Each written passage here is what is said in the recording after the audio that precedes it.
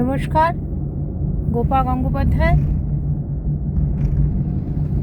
আমি আমার ইউটিউব চ্যানেলের জন্য এসে বসেছি মানে আমি গাড়িতে আছি, দেখতেই পাচ্ছেন।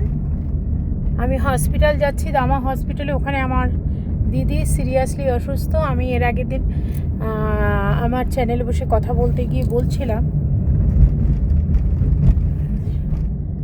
ও সমাজ পরিস্থিতি নিয়েই বলছিলাম যে মা অসুস্থ থাকলে, মায়ের কেউ না থাকলেও একমাত্র ছেলে দায়িত্ব নিতে আসে না। আজকে আর একটা ভিন্ন পরিস্থিতির সম্মুখীন। বিজেপি গভর্নমেন্ট এসে আমরা সব দিক থেকে স্বস্তি পেলেও পুলিশের চুরি করার স্বভাব যাবে না।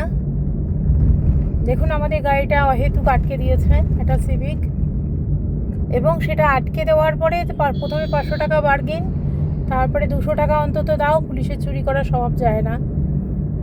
তা এটা সোশ্যাল মিডিয়ায় আমি দিচ্ছি আমার, এটা যথাসম্ভব আপনারা দেখবেন, ছড়িয়ে দেবেন।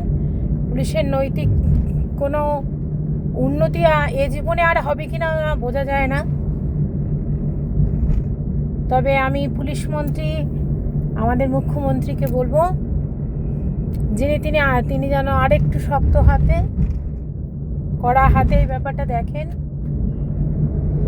সিরিয়াস অবস্থায় যখন মানুষ গাড়িতে বসে থাকে, প্যাসেঞ্জার বসে থাকে, তাদের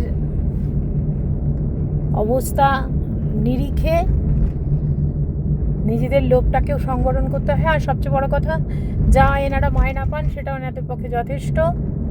আমি আমার মুখ্যমন্ত্রীর কাছে, আদরণীয় মুখ্যমন্ত্রীর কাছে এটা আবেদন রাখবো, এই পুলিশের চৌর্যবৃত্তির সম্পর্কেও উনি একটু কনসাস হন। অনেক কিছু রেকটিফিকেশন চলছে, এটারও একটু রেকটিফিকেশন হওয়ার দরকার। নমস্কার। আজকে সান্ধ্যকালীন আড্ডাটা একটু ব্যতিক্রমী হয়ে গেল, তবুও সঙ্গে থাকুন, আমার সঙ্গে পথ চলুন। আমারও ভালো লাগে আপনাদের সঙ্গে, আপনাদের তো বটেই। নমস্কার।